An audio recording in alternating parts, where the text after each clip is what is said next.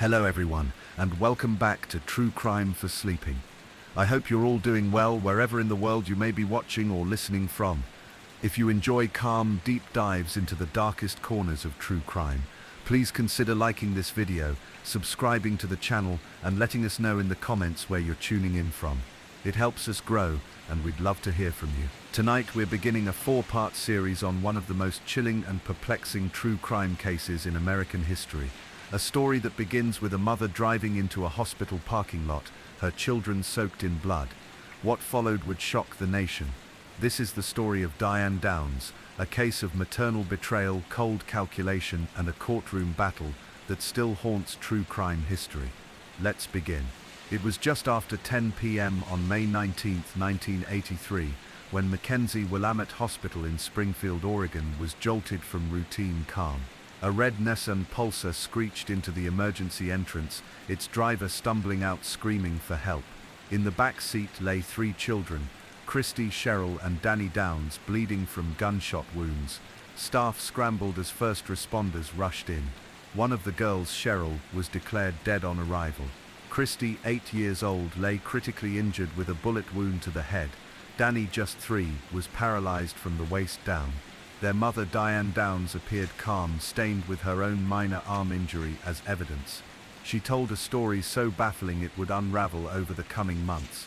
According to Diane, a stranger had flagged her down on a country road, demanded her keys, shot all 3 of her children, injured her arm, then fled into the darkness. She claimed she'd been returning from visiting a friend, an innocent drive interrupted by sudden violence. But from her demeanor during emergency interviews, detectives sensed something was deeply off. Fear seemed absent. Instead, Diane displayed a strange poise, coaching statements, joking with nurses, applying lipstick in front of onlookers. The contrast with the carnage her children suffered sent alarm bells through investigators. As Christy and Danny clung to life, detectives dug into Diane's background. They discovered she'd recently moved from Arizona with her children, breaking from her husband Steve, who had resisted divorce. In Springfield, she took a job as a postal clerk and began a romantic pursuit of a man named Robert Knickerbocker, a married colleague who'd expressly said he didn't want children.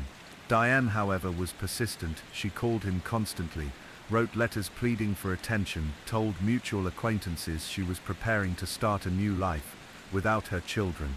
Neighbors and co-workers began sharing stories. Some recalled strange conversations with Diane, comments about feeling trapped by motherhood or being overwhelmed by the kids. Others watched her behavior shift from affectionate mother to someone emotionally distant, obsessed, even cold. Investigators began to wonder, could this woman have set in motion the very horror she claimed to fall victim to? Meanwhile, Christy lay in the hospital with a bullet lodged in her head. Doctors gave her little chance to survive or to ever speak again. And yet, through aggressive physical and speech therapy, she gradually regained the capacity to respond to questions. When asked who shot her, she replied, in a soft but certain voice, "My mum." Christie's statement shifted the case's trajectory. Investigators re-examined Diane's account, searching for physical evidence of a shooting in the back seat. Nothing matched. Blood spatter patterns inside the Nissan fit shots fired from the front seat. Ballistics tests tied shell casings found in Diane's home to a .22 caliber pistol, a weapon she'd previously owned despite claiming she no longer had it. In her bedroom closet, hidden beneath old clothes, detectives recovered the diary. The diary was chilling. Written in neat cursive, it chronicled days of longing and plans. One page read, "Imagine waking up in Nick's arms, free from daycare, bills, responsibilities." Another entry said plainly, "I don't want them anymore." Later pages detailed possible solutions. "If they go, I am free." The final entry, scrawled and urgent, "I have done what must be done. Now I just wait." When confronted, Diane feigned confusion. "I never wrote that," even as police produced her fingerprints on the pages. In reenactment interviews, she struck bizarre poses, flipping her hair and applying makeup before cameras. When asked about her children's condition, she gave clinical responses. Her arm might recover. He will adapt. No warmth, no immediate anguish. Forensic analysts reconstructed bullet trajectories, showing the shot that hit Diane's arm was consistent with extremely close range, not accidental. Speedometer data from her stops that night showed minimal forward motion, no rush, no panic. Witnesses along the route reported seeing her car creeping slowly, not racing for help. 2 weeks after the shooting, Christy woke and muttered, "Mom shot us." That phrase echoed in courtrooms, living rooms, community centers across the state. As the investigation progressed, prosecutors pieced together motive and method. Diane had transferred custody of her children to her parents temporarily, lined up letters, she had arranged for child care payments to cease. Her repeated contact with Nick ended abruptly at one point. Witnesses say she grew volatile after learning he would never leave his wife. The diary's reference to "I'm done waiting" now seemed more than metaphor. Finally, in February 1984, Diane was arrested on charges of first-degree murder for Cheryl and 2 counts of attempted murder for Christy and Danny. Her trial would rock the region. Photographers camped outside her jail cell. Families of survivors told their stories. The trial venue overflowed. Journalists, community members, legal observers. When proceedings began, Diane appeared composed, calm, coiffed in pastel suits that contrasted sharply with the pall of the courtroom. She blew a kiss at supporters seated in the gallery. She flipped her hair and smiled when cameras panned to her. Prosecutors found her composure chilling, her behavior out of sync with profound grief. Prosecution strategy centered on physical evidence, the diary, the ballistics, forward directionality of bullet paths, vehicle behavior, inconsistencies in Diane's statements.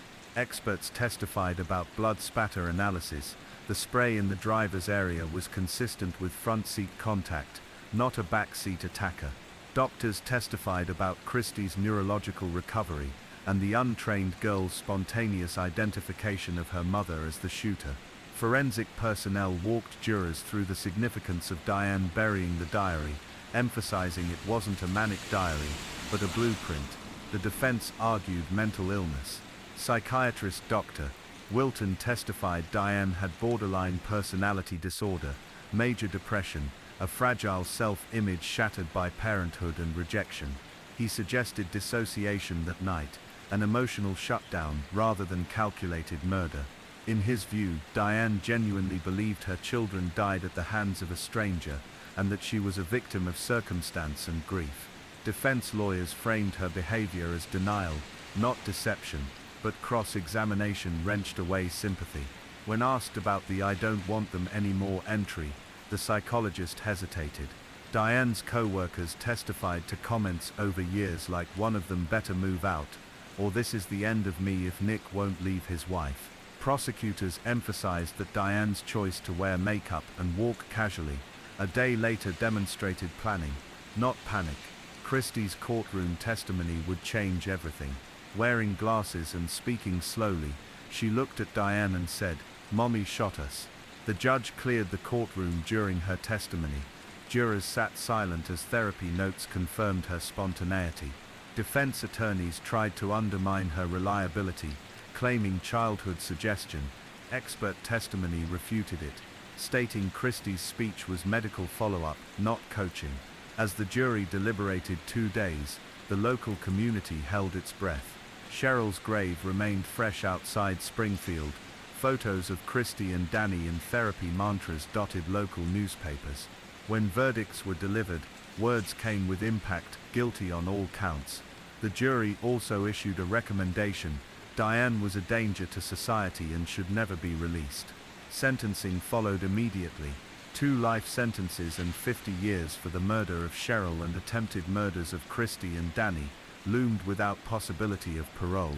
The judge read aloud Diane's behavior post-carnage as disrespect for life, concluding that no rehabilitation could mitigate the level of planning and emotional deformity. In the aftermath, Diane secured an appeal, claiming Christy's testimony was tainted, the diary coerced evidence, and her mental health diagnosis overblown. Appellate courts rejected her arguments. Judges ruled the evidence was voluntarily recorded, forensic data remained solid, and Christy's testimony was legally sound. Diane's conviction stood strong.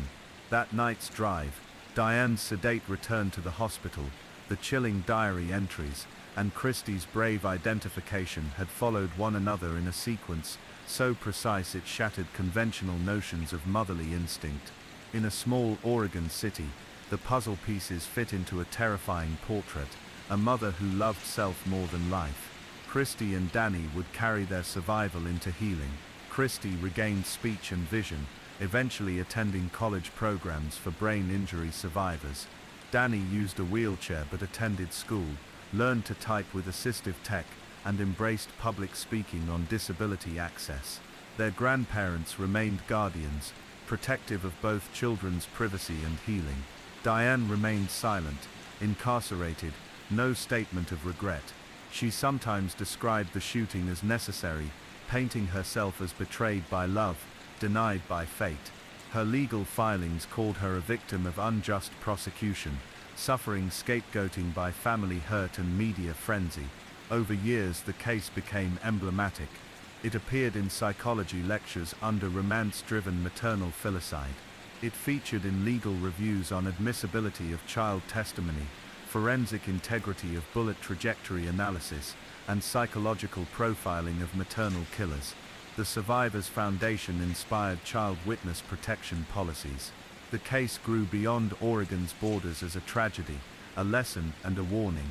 Though Diane's trial and conviction remain intact, the children's voices, quiet though they began, became the loudest testimony. Christine's word gained life, "My mom," and enacted a result unexpected in the quiet hospital parking lot justice. In the months following Diane Downs' conviction, the story didn't fade quietly. Diane's presence lingered in the public imagination, her smiling courtroom photos, her bizarre statements to the press, and above all, the image of a mother willing to eliminate her own children to chase a man who didn't want her. But what happened behind prison walls and beyond the courtroom was just as complex. Diane wasn't done, not even close. Almost immediately after being sentenced, she began contacting media outlets. She wrote long, rambling letters to newspapers and local news anchors, asserting her innocence, questioning the integrity of the judge, and portraying herself as a victim of hysteria and character assassination. She insisted that the real killer was still out there, and that she had been framed, scapegoated because of her unconventional attitude toward motherhood. Her version of events became more elaborate over time. Sometimes the man on the road was a hitchhiker, other times a drug dealer, and at least once, she hinted at a conspiracy involving child trafficking. No story ever remained consistent. In one interview, she told a reporter that her only regret was not reloading the gun and shooting the real perpetrator. She leaned into the idea that she was misunderstood, that the world couldn't grasp the reality of her trauma. But despite her ongoing narrative shifts, public sympathy remained scarce. The forensic evidence had been too conclusive, and the testimony from Christie too powerful. Then, in a move that shocked the public and prosecutors alike, Diane Downs announced from behind bars that she was pregnant. It had happened during the investigation and trial. Sometime between her arrest and conviction, Diane had begun a relationship with a man named Russ. He was a postal worker and part-time disc jockey, who had visited her during the early days of her detainment. Despite the murder charges hanging over her head, Diane had a strange kind of magnetism. Russ, perhaps swayed by her charm, or blinded by his fascination with her story, had engaged in a brief romantic encounter with her during an unsupervised visit, and now, she was pregnant. In 1984, Diane gave birth to a baby girl named Amy Elizabeth. The child, innocent of her mother's crimes, became the focus of a new public debate. What should happen to the baby of a convicted murderer? Should the child be placed with the same family caring for Christie and Danny? Should she be placed far away, shielded from Diane entirely? In the end, the baby was quietly adopted by a loving family, and given a new name, Rebecca. As the baby grew, Diane tried to stay in touch. She sent letters and birthday cards through the adoption agency, but her communications were intercepted. The family wanted no connection. Still, Diane clung to the idea that she was a mother. Even behind bars, she wrote of reuniting with her children one day. of taking them on a vacation, of rebuilding what she believed had been wrongly taken from her. But the prison system had other plans. Diane was incarcerated at the Oregon Women's Correctional Center in Salem. Even behind bars, she remained difficult, defiant toward authority, often manipulative with fellow inmates, and constantly working to draw attention back to herself. She filed appeals, wrote lengthy grievances, and spent years attempting to overturn her sentence. She maintained her innocence in every communication. The diary, she claimed, was fake. Christie had been brainwashed. The bullet trajectories were misinterpreted, but the courts reviewed the evidence, again and again, and her conviction remained intact. In 1987, Diane escaped. It was a quiet summer night when she simply vanished. She had been working in the prison laundry facility, a job that allowed her limited access to maintenance areas. At some point during the shift, she slipped out through a series of unlocked doors, scaled a fence, and disappeared into the dark Oregon night. The news spread quickly. Diane Downs, convicted murderer and failed mother of 3, was on the run. Police flooded the surrounding area. Tips poured in. Some said they'd seen her hitchhiking near the coast. Others claimed she was hiding with relatives. For 10 days, the public held its breath. Reporters camped outside her parents' home. Former neighbors were interviewed on live television. Everyone wondered the same thing. Was she coming back for her surviving children? Then came a knock at a door just 70 miles from the prison. A local woman had heard noise in her garage. When she opened the side door, she found Diane Downs inside, dirty, tired, and barefoot. She'd been hiding for days, surviving off pet food and soda from the fridge. Police arrived minutes later. Diane surrendered without resistance. During interrogation, she said she had no intention of harming anyone. She just wanted to be free. But investigators believed she had every intention of tracking down her children, especially Christie and Danny, who by now were teenagers. After her recapture, Diane was moved to a more secure facility in California, the Valley State Prison for Women. She would not escape again. Back in Springfield, Christie and Danny tried to live ordinary lives, under extraordinary circumstances. They were adopted by Fred Hughey, the prosecutor who had handled Diane's case, and his wife Joanne. Fred had seen something in the children during the trial, a resilience that moved him. The Hugheys provided them with a stable, supportive home, and did everything possible to protect them from the media storm that never quite faded. Christie continued to struggle with the trauma. The brain injury had left her with speech challenges, and the psychological scars were deep, but she persevered. She went on to graduate high school, attend college, and eventually marry and start a family of her own.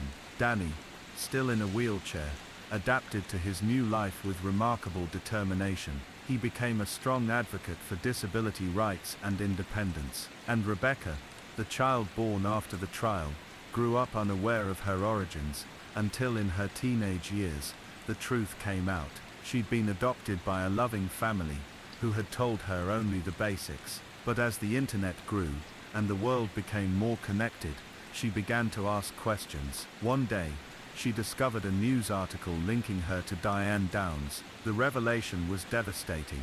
The woman who had written her letters and signed them, Mom, was not a misunderstood victim. She was a convicted child murderer. In her 20s, Rebecca made the difficult decision to appear on national television. She sat down for an interview and talked about the strange burden of being Diane Downs' daughter. She described the mix of shame, anger, and confusion she felt. She didn't want to be associated with her mother, but she couldn't deny the link. She admitted that for years, she wondered if evil could be inherited. In the end, she rejected the idea. She wasn't her mother. Her life, she insisted, would be her own. As for Diane, she remained behind bars, her parole hearings becoming ritualistic performances. In 2008, she was denied parole after a panel found she had not shown remorse or accepted responsibility. She blamed the system, prosecutors, her children's fragile memories. The board said she posed a continued danger to society. In 2010, she tried again, and failed. Another attempt in 2020 ended the same way.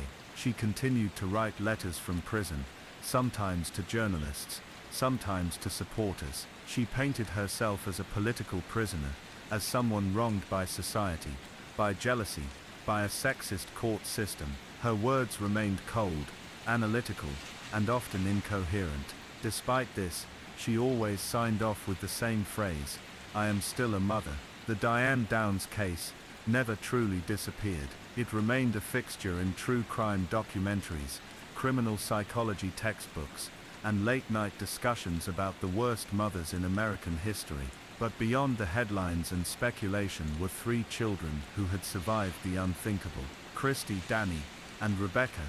Each of them lived with the shadow of Diane, yet none of them let her define who they were. They became proof that even in the aftermath of cruelty, healing was possible.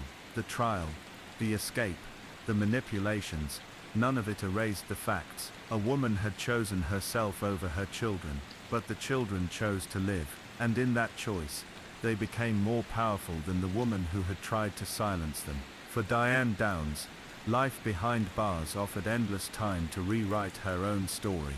But for the world outside, the truth had already been written, in the blood of a young girl, in the testimony of a brave survivor, and in the enduring silence of those she left behind. Years passed. Outside the concrete walls of prison, the world changed. New technologies emerged. Presidents came and went. True crime exploded in popularity, turning once forgotten cases into cult fascinations. And through it all, Diane Downs remained unchanged, unrepentant and confined. The public didn't forget her. She was a name people remembered with a chill. Occasionally, new generations would discover her story and react with the same disbelief as those who had watched the trial unfold in real time. She became a kind of cautionary figure, a warning about narcissism, manipulation, and the darkness that can hide behind a smile. But inside prison, she never saw herself that way. Diane Downs maintained the same version of herself she'd presented since day one: innocent, persecuted, misunderstood. In her small cell, time warped. Diane spent her days filing paperwork, watching TV, and writing letters that few people ever read. Her handwriting became smaller, her stories more disjointed. Over the years, she submitted dozens of motions, self-authored legal defenses, and creative appeals full of strange logic and conspiratorial thinking. Each one was denied. In parole hearings, she gave long, rambling speeches that often bewildered the board. She still insisted that a stranger shot her children on a dark road that night. She still refused to name any plausible suspect. And she still acted as though the burden of proof had never been met. Despite the overwhelming weight of forensic evidence, eyewitness testimony, and her own damning behavior. At every hearing, the parole board asked the same question: had she accepted responsibility? Every time, her answer, though wordy, was essentially no. She would talk about trauma, about her past, about the betrayal she felt from her children, from the system, from the public. She hinted that maybe she didn't have to be perfect, that maybe the world just didn't understand what it meant to be a mother with no support. But never, not once, did she say what the board wanted, or what the victims needed. "I did it." And so she remained where she was. Meanwhile, those three children, whose names had once been tangled up in newspaper headlines and courtroom transcripts, grew up. They found lives outside the shadow of what had been done to them. Christy, now a woman in her 40s, built a family of her own. She rarely spoke publicly about her mother, choosing instead to move forward. But when she did speak, it was always with careful restraint. She never showed hatred, only quiet, enduring sorrow. Danny remained resilient. His disability didn't stop him from achieving independence, and in many ways, his life became a symbol of determination. He avoided interviews, staying far from the true crime spotlight. He didn't need to relive what had happened. He had survived. That was enough. And Rebecca, born into the world as Amy Elizabeth Downs, the child who never knew the woman who birthed her, carved her own path. For years she had struggled with her identity. Learning who her biological mother was had shaken her sense of self, but it had also given her clarity. She didn't need to inherit Diane's pain or her personality. She could define her own story, and she did. Still, the media occasionally came calling. Documentaries, podcasts, television specials, everyone wanted a piece of the story, a reenactment, a fresh angle, a soundbite. Diane Downs was in the public imagination, a character frozen in time, the beautiful woman with feathered hair, the calm voice on the news, the smirk in the courtroom. But behind that image was a trail of shattered lives and unanswered questions, and perhaps the most frustrating thing of all, no motive that ever made complete sense. Love. That had been the prosecution's theory, that Diane was obsessed with a man who didn't want children, and that she chose to eliminate the very thing keeping her from being with him. But could that truly explain the enormity of her crime? Could a fleeting romance really drive a mother to shoot her kids point blank? Others saw something more sinister. Narcissistic personality disorder, a pathological lack of empathy. Diane had a way of talking about her children that made them seem less like people and more like obstacles. She rarely spoke of their dreams or personalities, only of how they inconvenienced her. When asked about Christy and Danny later in life, she would refer to them almost as if they were footnotes. "I hope they're doing well," she'd say, or "they know the truth deep down." But there was no warmth behind the words, only distance, and the inconsistencies never ended. In one version, she had shielded her children from a gunman. In another, she'd driven away in a panic and hoped they would survive. Sometimes the man had a gun, other times he had a knife. Sometimes she said he'd threatened to kill her too. In one version, she said he'd vanished into thin air like a ghost. The stories blurred together, until even she seemed unsure of what lie she told last. But the physical evidence had never lied. The blood spatter, the gunpowder residue, the fact that Diane herself had been shot in the arm, barely injured, at a perfect downward angle, that suggested self-infliction. The .22 caliber handgun, never found, but known to be in her possession weeks before the crime. And of course the diary, the handwritten passages about the man she loved, and how her children were getting in the way. All of it painted a portrait too dark to ignore. The worst part of the whole story, for many, was how easily it could have ended differently. If not for the strength of a badly wounded 8-year-old girl, gasping for air in a hospital bed, Diane might have walked free. It was Christie's testimony, delivered in a trembling voice, that turned the tide of justice. She hadn't just survived the bullet, she'd survived the memory, and she'd dared to speak. That bravery haunted everyone in the courtroom. Today, the name Diane Downs still circulates in the true crime world. Her case is taught in criminal psychology classes, examined in profiles of female killers, and debated in endless online forums. But while the fascination with her story remains, there's an eerie emptiness at its core, because despite all the hours spent analyzing her, the truth of what lived inside Diane, what made her capable of such a betrayal, remains elusive. She wasn't a classic serial killer. She didn't act on a spree.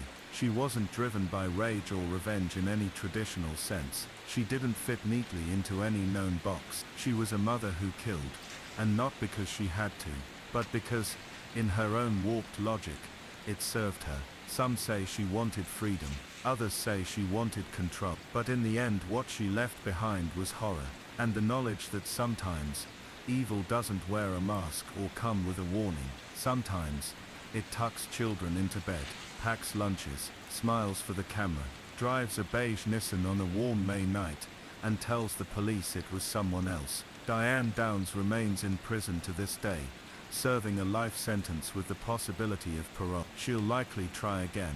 The next hearing is already scheduled, but few believe anything has changed. She still blames others, she still denies the facts, and most of all, she still cannot, or will not, say the words that matter most: "I did it." And so the door remains closed. Not just the iron bars of her cell, but the emotional door, the one that might have offered some measure of peace to the children she tried to destroy.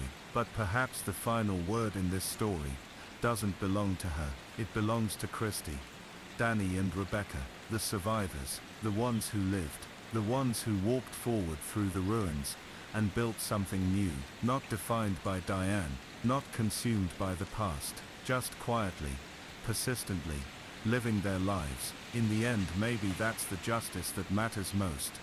The Girl in the Box, a haunting true crime story. What if your entire world shrank to the size of a coffin? For 7 years, that was the reality for a 20-year-old woman named Colleen Stan. She was imprisoned in a box, just like this. Kidnapped while hitchhiking to a friend's birthday party, she became the secret slave of a young couple. This is the unbelievable true story of the Girl in the Box, a story of unimaginable horror and the incredible resilience of the human spirit. On May 19, 1977, the sun was shining over Eugene, Oregon. For 20-year-old Colleen Stan, it was a day that felt full of promise. She was heading to Northern California for a friend's birthday party. Like a lot of young people back then, hitchhiking was a normal way to get around, a symbol of freedom and the open road. But Colleen was naturally cautious. She'd already turned down 2 rides that morning, trusting her gut when something felt off. Then she saw a blue van. Inside was a young couple, Cameron and Janice Hooker, with a baby in a car seat. Seeing a woman and a baby was all the reassurance she needed. It quieted that cautious inner voice that had just been screaming at her. To Colleen, they looked like a normal, harmless family. She accepted the ride, stepping into the van and straight into a nightmare that would swallow the next 7 years of her life. For the first half hour, everything seemed fine. The conversation was casual, the mood was calm. They stopped at a gas station, and Colleen used the restroom. She later remembered getting a sharp, unsettling feeling, a sudden premonition that something was terribly wrong, but she shook it off. What could she do? She was already in the van. It felt too late to turn back. It was a decision she would replay in her mind for years. Soon after they got back on the road, Cameron Hooker pulled off the highway, saying he wanted to show her something cool in nature. He drove down a deserted dirt road, and the comforting sound of traffic faded away, replaced by an unnerving quiet. Before Colleen could really process what was happening, the terror began. Cameron stopped the van, and his friendly demeanor vanished. It was replaced by something cold and predatory. He turned to her, held a knife to her throat, and her world narrowed to the point of that blade. He bound and gagged her, her muffled screams lost in the wilderness. Then Cameron pulled out a strange, terrifying object, a custom-built wooden box designed to fit completely over her head. It was heavy, maybe 20 pounds, and blocked out all light and sound. As he forced the headbox over her, plunging her into darkness and silence, Colleen was sure she was about to die. "I thought I was going to die," she later said. She didn't know it then, but her ordeal was just beginning. She was on her way to the Hookers' home in Red Bluff, California, where a much more permanent prison was waiting for her. The drive to Red Bluff was a terrifying blur. Trapped inside the headbox, Colleen was completely cut off from the world. When they finally arrived at the Hookers' house, she began to understand the true nature of her captivity. This wasn't a random act. It was a carefully planned operation of psychological and physical control.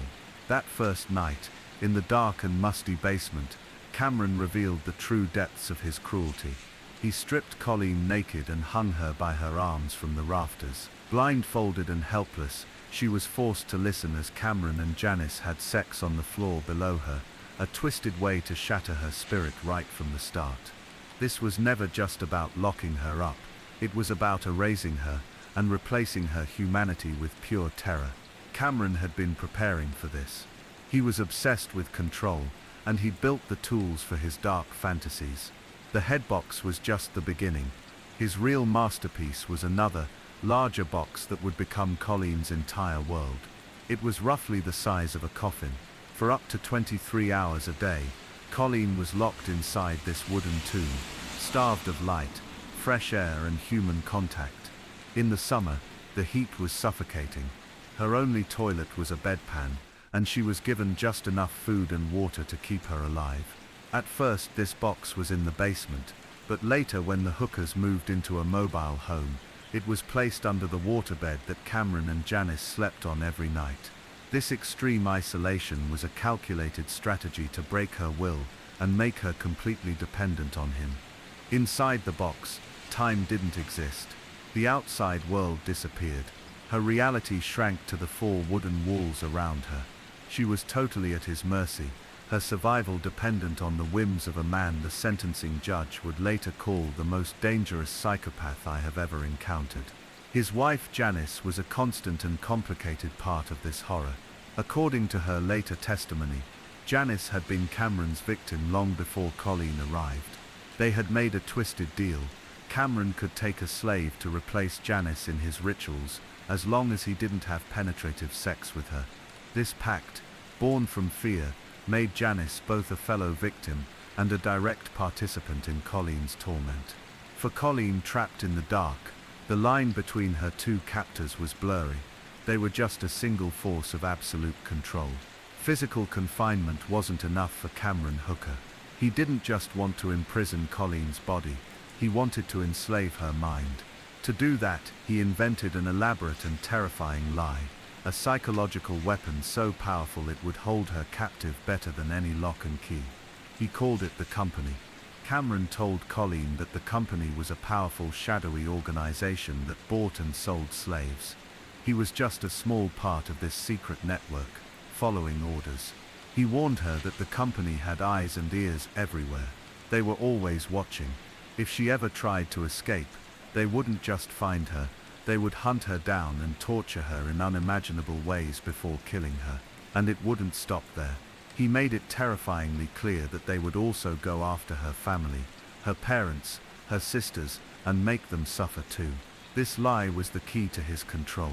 For Colleen, isolated and traumatized, the threat felt completely real.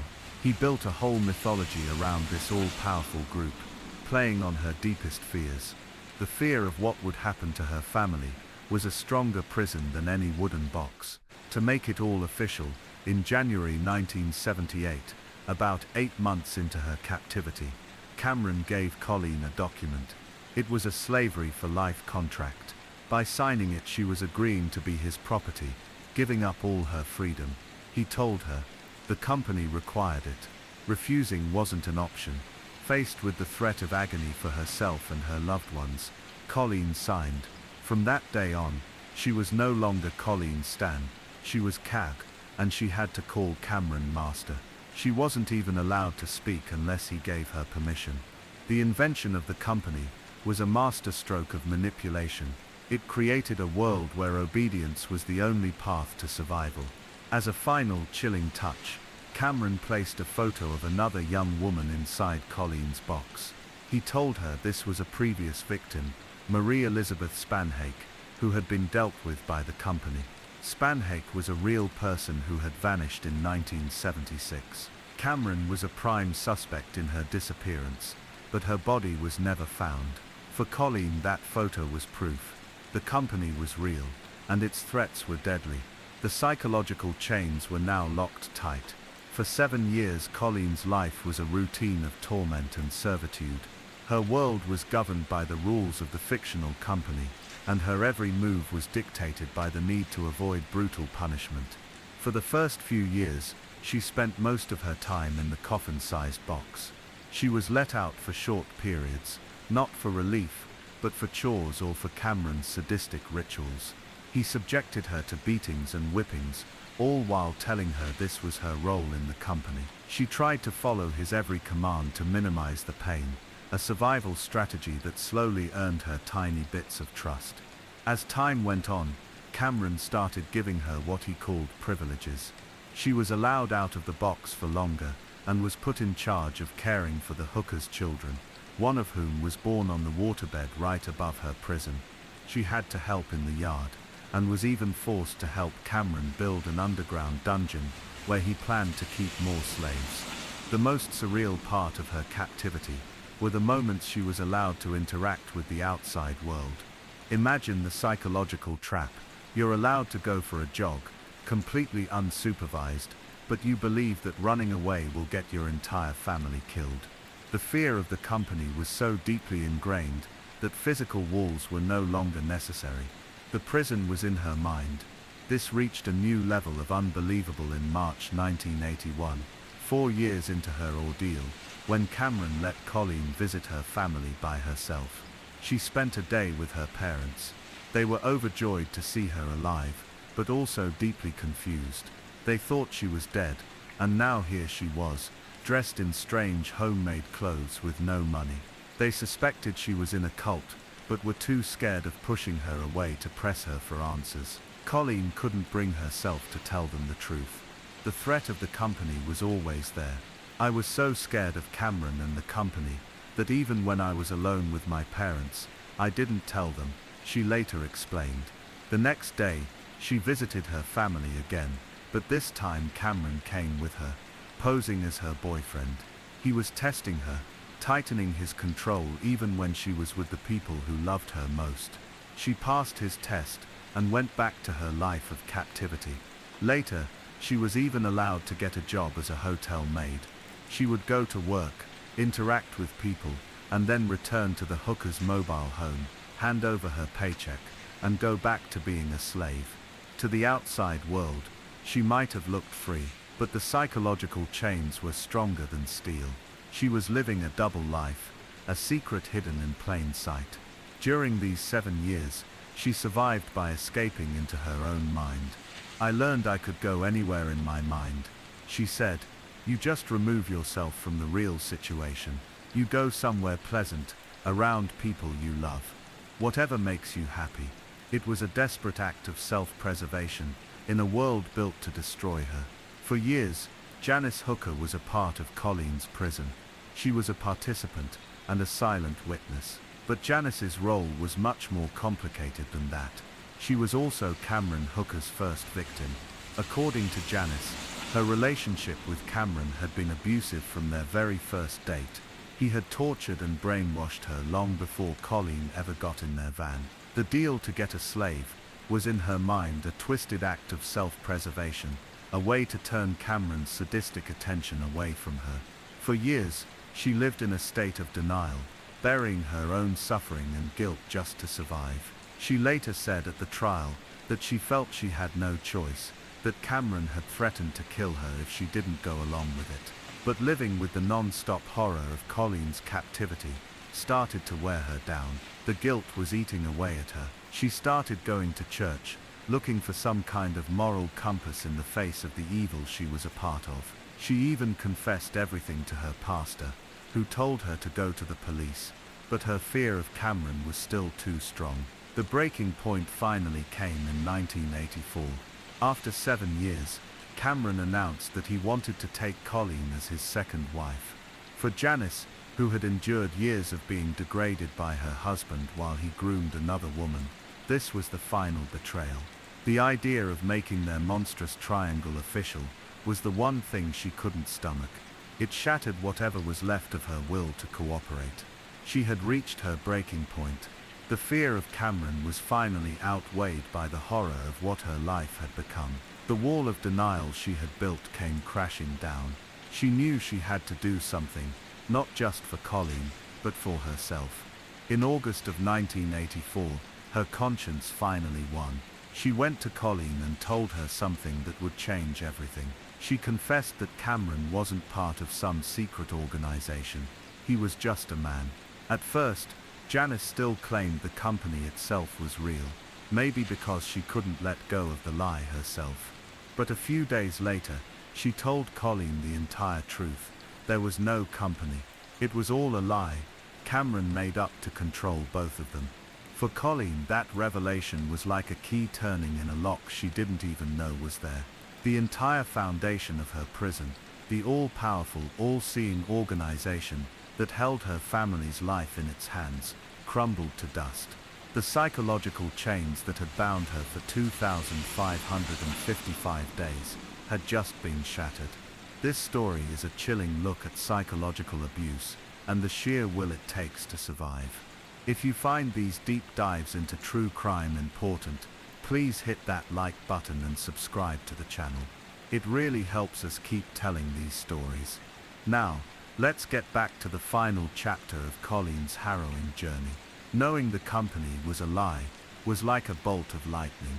For 7 years, that paralyzing fear had controlled her every move. Now, suddenly, the fear was gone, replaced by the stunning realization that she was free. The world, which had been a terrifying maze of spies and assassins, was just the world again. The prison in her mind had dissolved. With Janice's confession, the dynamic in the house changed completely. Janice, now desperate to undo the damage she'd helped cause, pushed Colleen to leave.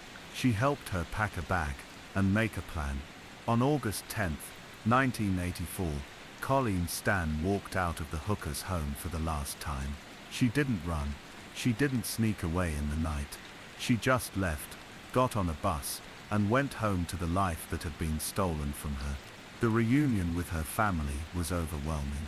The daughter they thought they'd lost, the one they worried was in a cult, was finally home. Then the truth of her absence, a story darker than they could have ever imagined, came pouring out. While Colleen was with her family, Janice Hooker took her own terrifying step. She went to the police, 2 months after Colleen's escape, terrified that Cameron would hurt her for letting Colleen go. Janice confessed everything. She laid out the entire 7-year ordeal. The kidnapping, the box, the abuse and the lie of the company. Her testimony was exactly what the police needed. On November 18, 1984, Cameron Hooker was arrested. When police searched his home, they found all the proof they needed. The coffin-like box under the bed, the smaller head box, and all the other tools of his sadistic world. The man who had played God, who had built a prison of wood and lies, was finally in chains himself. For Colleen Stan, the escape wasn't just about leaving a place, it was the start of the long journey of reclaiming her life. To this day, every year on August 10th, Colleen and her family celebrate on the beach, honoring the day she got her freedom back. The trial of Cameron Hooker began in 1985 and brought the horrifying details of Colleen's ordeal into the open. The prosecution's case relied on the testimony of 2 women, the survivor Colleen Stan and the accomplice Janice Hooker. In exchange for her full testimony against her husband, Janice was granted immunity from prosecution. On the stand, she described the abuse she had suffered and the twisted reasons she went along with Colleen's captivity, painting a picture of a woman trapped by fear. But it was Colleen's testimony that truly horrified the court. With unbelievable courage, she recounted everything: the abduction, the terror of the headbox, and the years spent locked away. She detailed the abuse, the psychological torture, and the constant fear of the company. She even presented the slavery contract she was forced to sign, a chilling piece of evidence. The defense tried to argue that Colleen was a willing participant, pointing to the times she was allowed outside as proof she could have left. But the prosecution successfully argued that she was a victim of intense psychological coercion, similar to Stockholm Syndrome, where going along with her captor was the only way to survive. On October 31st, 1985, the jury found Cameron Hooker guilty of kidnapping, rape, and sexual assault. He was sentenced to a term of 104 years in prison. During sentencing, Judge Clarence Knight called Hooker the most dangerous psychopath I have ever dealt with, and said he would be a danger to women for the rest of his life. For Colleen, the verdict was justice, but it wasn't the end of her story. The 7 years of trauma left deep scars. She struggled with PTSD and the immense challenge of rebuilding a life that had been so violently stolen. Yet, her spirit refused to break. She dedicated herself to healing, started working with abuse survivors, and became an advocate for victims' rights. She has since married, raised a daughter, and finds joy in her freedom every single day. "Your life is just kinda in limbo when you're in captivity," she shared. "And once you get that freedom back, and you have that choice again, it's just like the gates open, and you just run for it." Cameron Hooker is still in prison. He became eligible for parole in 2015, but his request was denied. His next parole hearing isn't until 2030. Since 2021, he has been in a state hospital, undergoing hearings to determine if he should be classified as a sexually violent predator, which would likely keep him locked up forever.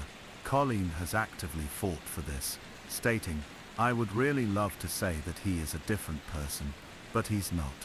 Janice Hooker, with her immunity, is a free woman. She changed her name and has tried to build a new life away from the shadows of her past.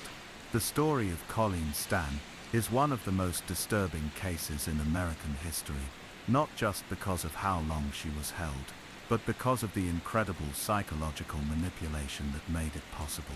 It proves that the strongest prisons aren't made of wood or stone, they're built from fear, lies, and the destruction of a person's will. Cameron Hooker didn't just build a box, he built an entire universe of terror around his victim, a world where obedience meant survival, and freedom meant death. But more than a story of horror, this is a story of resilience. For 7 years, facing unimaginable suffering, Colleen Stan held on. She escaped into her mind, clinging to happy memories, and the hope that one day she might be free. Her ability to endure, and to emerge from that darkness, is a stunning testament to the strength of the human spirit. After her escape, she didn't just survive, she chose to live. She rebuilt her world, found love and helps others who have suffered. Her story forces us to reconsider what it means to be a prisoner. It reminds us that the question is never, why didn't they leave, but what invisible chains were holding them. Today, Colleen Stan is not the girl in the box. She is a survivor, a grandmother, and a symbol of hope who celebrates her freedom every single day. Her life is a defiant, inspiring answer to the darkness that once tried to swallow her whole. The haunting story of the Yuba County Five. In the winter of 1978, 5 best friends drove to a basketball game and vanished into the cold mountain air.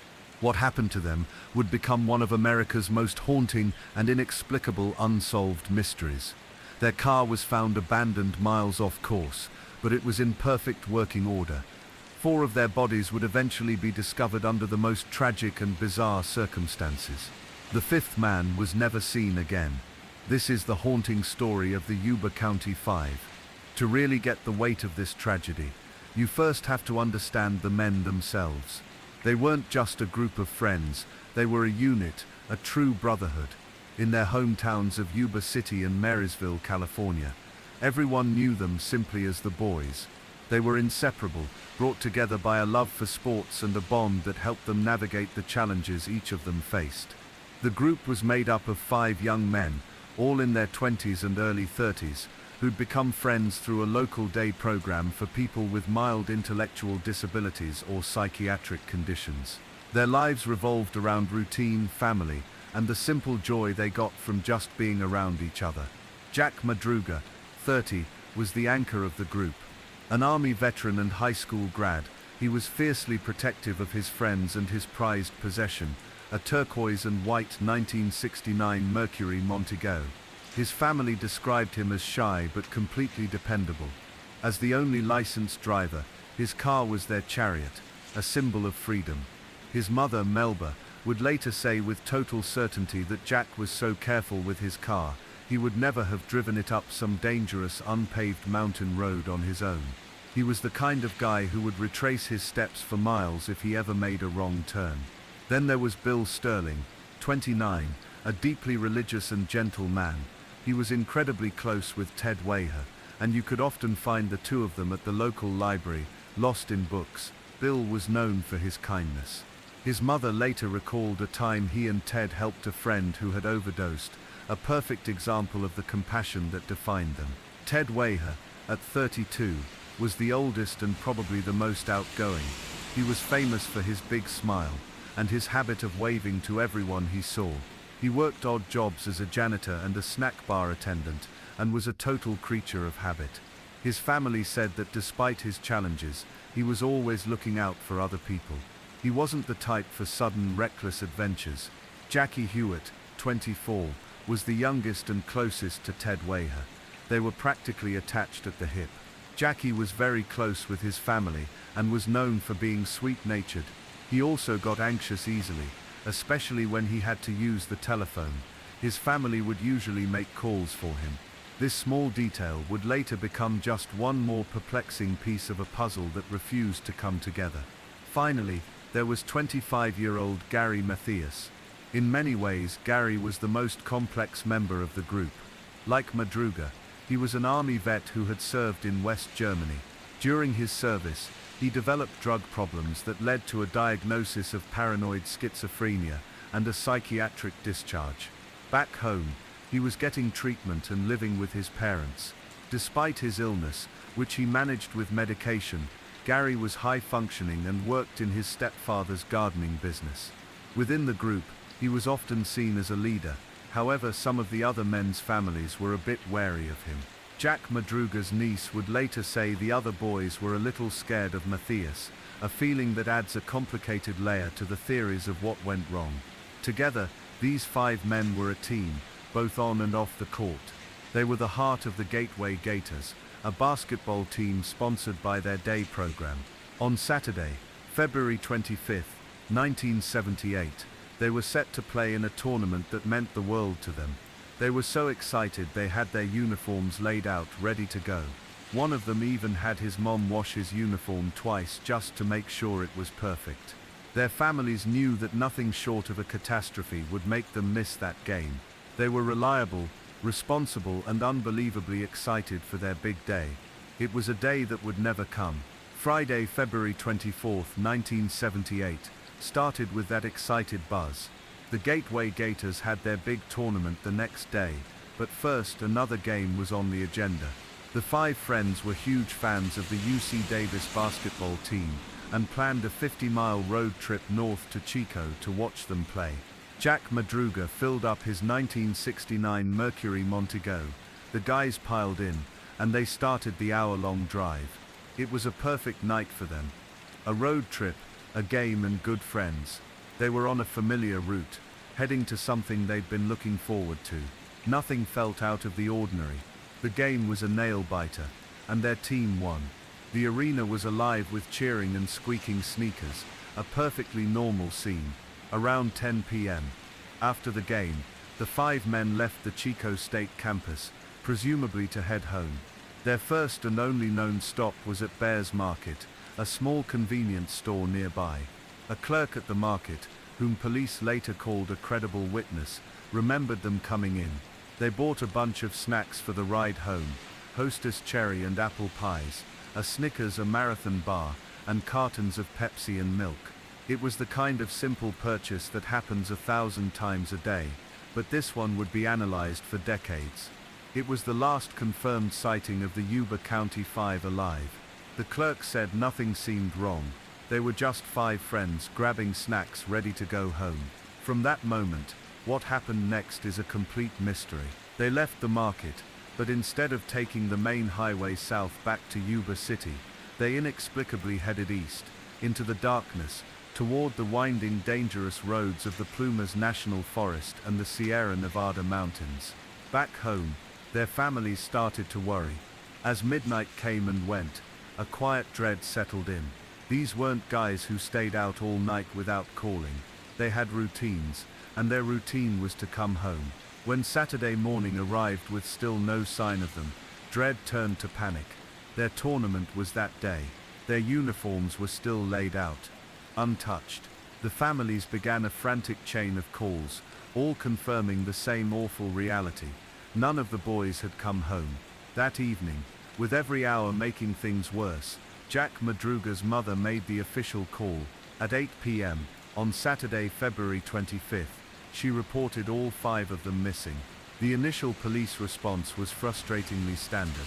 They're grown boys, the families were told. They can do what they want. But their families knew better. These weren't just any grown boys. They were their boys, and something was terribly wrong.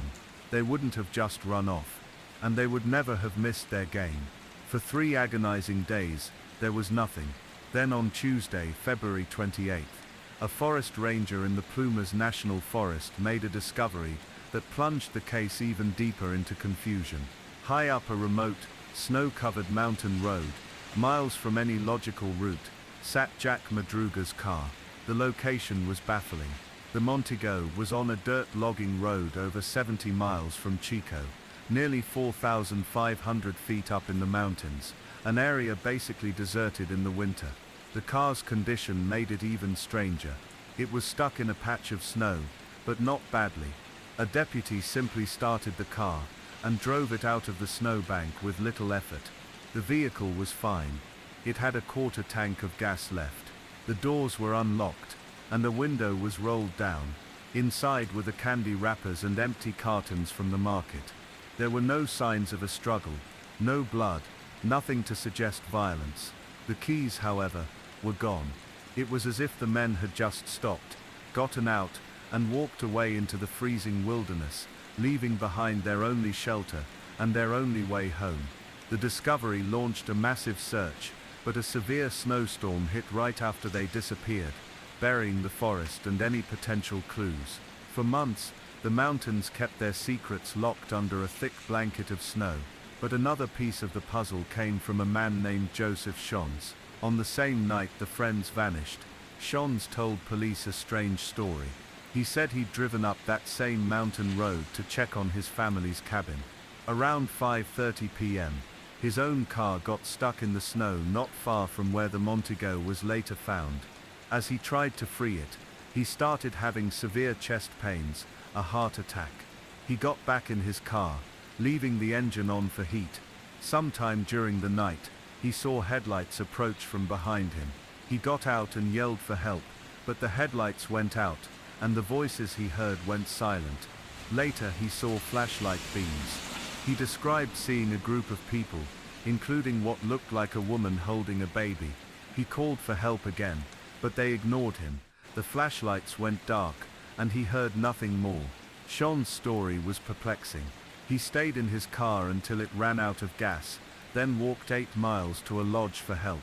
Doctors confirmed he'd had a mild heart attack, but his story had inconsistencies. He sometimes mentioned hearing whistling, other times just voices, and was unsure if he'd seen a pickup truck. Given his medical trauma, it's impossible to know what he really saw. Was it the Yuba County 5? If so, who was the woman with the baby? And why would they ignore a man's desperate pleas for help? Their families insisted that was completely out of character, especially for men like Ted and Bill. The car and the strange witness account just created more questions. Why were they up there? Why abandon a perfectly good car? As the snow kept falling, the fate of the Yuba County 5 remained a chilling, impenetrable mystery. For 4 long months, the families of the Yuba County 5 could only wait and hope as heavy snow kept the mountains impassable. But when the thaw finally began in early June, the secrets the snow revealed were more horrifying than anyone had imagined. On June 4, 1978, a group of motorcyclists stumbled upon a Forest Service trailer, nearly 20 miles from where the Montego was found. A window was broken. Inside, on a bed, lay a body, emaciated and wrapped in 8 layers of sheets. Dental records confirmed it was 32-year-old Ted Waher. The scene was a paradox that still baffles investigators. An autopsy showed Ted died of starvation and hypothermia. Based on his beard growth, and having lost nearly 100 pounds, experts estimated he'd been alive in that trailer for 8 to 13 weeks. But here's the most inexplicable part. A storage shed connected to the trailer was full of military C rations, enough food to keep all 5 men alive for a year. There were matches and a propane tank for heat that was never turned on. For some reason, as Ted Waher starved and froze to death, he didn't use the abundant resources right at his fingertips. The few clues inside only deepened the confusion. About a dozen cans of food had been opened with a P-38 military can opener, a tool that only Jack Madruga and Gary Mathias, the 2 Army vets, would have known how to use. This suggested at least one of them was with Ted, and other evidence pointed directly to Gary Mathias. Ted's shoes were missing, and inside the trailer were Gary's leather shoes, which Ted had apparently worn. Gary's own tennis shoes were also in the trailer, suggesting he'd been there long enough to swap shoes, perhaps giving his warmer ones to Ted before heading back out into the cold for reasons unknown. The discovery of Ted's body shifted the search to a recovery mission. Days later, Searchers found the remains of Jack Madruga and Bill Sterling, about 11 miles from the car. Their bodies had been scattered by animals over the winter, and it appeared they died from hypothermia long before reaching the trailer. Soon after, the bones of 24-year-old Jackie Hewitt were found about 2 miles from the trailer.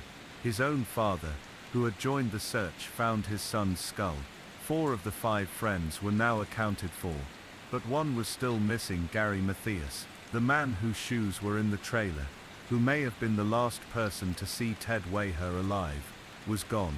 His wallet was found in the trailer, but there was no trace of Gary himself. He had vanished completely, leaving one final haunting question mark. For over 40 years, the story of the Yuba County Five has been a chilling puzzle. With 4 men dead, and the 5th gone, we're left with theories built on paradoxes. The case is often called the American Dyatlov Pass for a reason. The first, most basic question is, why were they even there? The logging road was in the complete opposite direction of home. Their families insisted Jack Madruga wouldn't have made that kind of mistake. So what made them drive up a treacherous mountain road at night? This leads to a primary theory: they were coerced or chased. Melba Madruga always believed her son was either tricked or threatened. This idea is supported by Joseph Chaunce's confused account of seeing other lights and people. Could they have had a hostile encounter on the road? If they were fleeing a threat, it might explain why they abandoned a working car and ran into the wilderness. In 2020, a Yuba County Sheriff's internal memo was revealed, stating the case remained open as a missing persons homicide case, and that Gary Mathias was believed to be a victim of foul play. This suggests authorities suspect a darker crime occurred, but with no physical evidence of foul play at the car. Another theory emerges: it was a tragic misadventure. This idea suggests the men took a wrong turn, maybe looking for a friend of Gary's, who lived in the town of Forbestown, and got the car stuck. Panic and disorientation, amplified by their individual challenges, could have led to a cascade of bad decisions. This theory, however, falls apart at the trailer. Why would Ted Waher, and presumably others who made it there, fail to use the life-saving supplies inside? They had food and fuel for heat, yet they didn't use them. One explanation is that they were in a state of extreme psychological distress. If they had been terrorized or witnessed something awful, they might have been too paralyzed by fear to act rationally. Perhaps they thought making a fire would attract a threat they believed was still out there. This would explain Ted's slow, tragic decline, a man too terrified or confused to save himself. And that brings us to the final, most haunting mystery: what happened to Gary Mathias? His shoes were in the trailer, suggesting he cared enough to give them to Ted, whose feet were likely badly frostbitten. But where did he go? Did he set out for help and die somewhere in the vast wilderness, his body never found? Or did something else happen? Given that his case is officially considered a potential homicide, the idea that he was a victim of foul play after leaving the trailer remains a strong possibility. Ultimately, every theory has holes. The foul play theory lacks hard evidence. The misadventure theory can't explain the bizarre behavior in the trailer.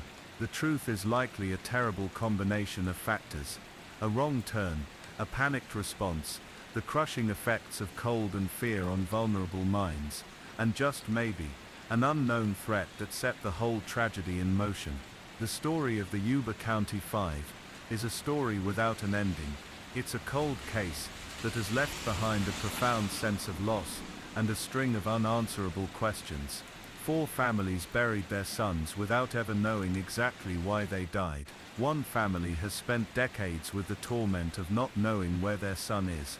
The boys Bill Sterling, Jackie Hewitt, Ted Waher, Jack Madruga, and Gary Mathias weren't daredevils. They were gentle men who loved friendship, family, and basketball. Their final journey into the dark, snowy mountains remains a chilling testament to how quickly our familiar world can dissolve into the inexplicable. They were victims of the cold, of fear, of confusion, and perhaps of something far more sinister that we may never fully understand. Their story is a haunting echo in the wilderness, A question that has never been answered. A true crime story. The Tylenol murders. It started on a quiet morning in a Chicago suburb. On September 28, 1982, 12-year-old Mary Kellerman woke up with a sore throat and a runny nose. Her parents gave her an extra-strength Tylenol. Just hours later, by the morning of the 29th, she was dead. They had no idea their family's shocking loss was just the first tremor of a nationwide panic. A medical mystery that would forever change the way we live, and a murder case that to this day remains chillingly unsolved.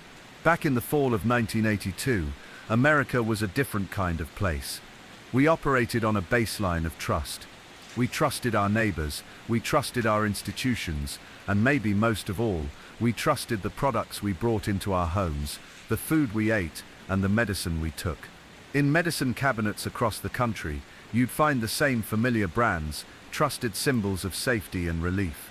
And none was more trusted than Tylenol. At the time, it was the best-selling non-prescription pain reliever in the United States, the go-to fix for everything from a headache to a child's fever. Then, over just a few terrifying days, that trust was completely shattered. An invisible killer turned this symbol of healing into a weapon, stalking the aisles of drugstores and supermarkets in the Chicago metro area. This phantom didn't need a gun or a knife. Their weapon was already sitting on millions of shelves. They took a product made to bring comfort and secretly laced it with a deadly poison. The story of the Tylenol murders is more than just a crime story. It's about how a nation lost its innocence. It's a story of widespread panic, a frantic investigation racing against the clock, and a corporate response that became the gold standard for crisis management. But at its heart, this is the story of 7 people, whose ordinary lives were ended in the most random and cruel way you can imagine. And it's the story of a ghost, a killer who was never caught, whose motives are still a mystery, and whose identity is one of the most enduring and frightening puzzles in American history. It all began, as nightmares so often do, on a perfectly ordinary day. On Tuesday, September 28, 1982, in Elk Grove Village, Illinois, 12-year-old Mary Kellerman woke up feeling sick. Her parents did what any parent would do.